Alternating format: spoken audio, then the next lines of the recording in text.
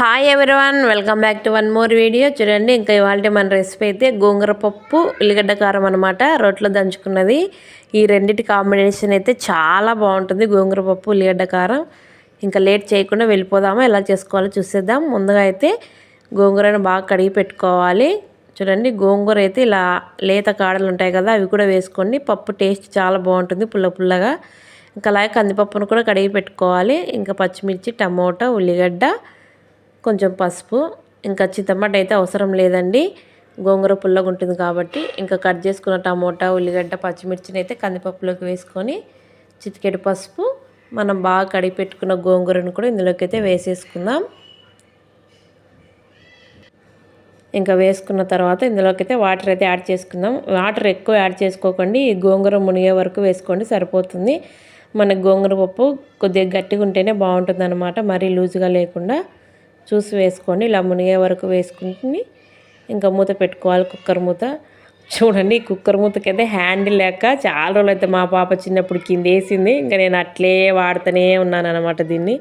ఇంకా 2 విజిల్స్ వస్తే సరిపోతుందని మూత పెట్టుకున్న తర్వాత, ఎందుకంటే గోంగూర పప్పు బ్యాల్ ఉంటేనే బాగుంటుంది టేస్ట్ అయితే.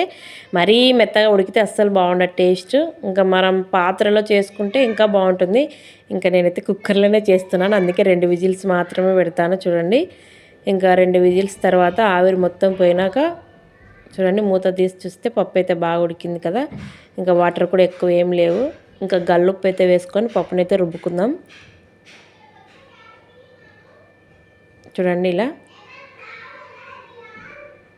రుబ్బుకున్న తర్వాత ఇందులోకి అయితే పోపు అయితే పెట్టుకుందాం. ఇంకా పోపు ఇంకా మనం అన్ని పప్పులలో పెట్టుకునే విధంగానే వెల్లుల్లి రెబ్బలు చితగొట్టుకొని, ఇంకా జీలకర్ర, ఆవాలు, వెల్లుల్లి రెబ్బలు, కరివేపాకు, ఎండుమిర్చి వేసుకొని ఇంకా పోపుని బాగా వేయించుకోవాలి. ఇంక ఇలా పోపును బాగా వేయించుకొని ఇంకా పప్పులో వేసుకొని కలుపుకుంటే గోంగూర పప్పు అయితే రెడీ అయిపోతుంది. ఇందులోకి మనం కొత్తిమీర ఉంటే కూడా వేసుకొని, నా దగ్గర అయితే లేదు అందుకే వేయలేదన్నమాట. ఇంకా పోపు వేసుకొని బాగా కలుపుకొని అయితే పెట్టుకోవాలి. ఇంకా గోంగూర పప్పు అయితే రెడీ అయిపోయింది. ఇప్పుడు ఉల్లిగడ్డ కారం, ఉల్లిపాయలు, ఉప్పు, కారం అంతేనండి, ఎక్కువ ఏం లేదు. చాలా బాగుంటుంది టేస్ట్. ఇంక ఇలా రోట్లో దంచుకోవాలి బాగా మెత్తగా. చూడండి, ఉల్లిగడ్డలు, ఉప్పు, కారం వేసి బాగా దంచుకున్న తర్వాత ఇంకా దీనికి కూడా పోపు పెట్టుకోవాలి. ఇంకా దీనికి పోపుకి అయితే జీలకర్ర, ఆవాలు, కరివేపాకు ఉంటే సరిపోతుంది, ఎక్కువ ఏం అవసరం లేదు.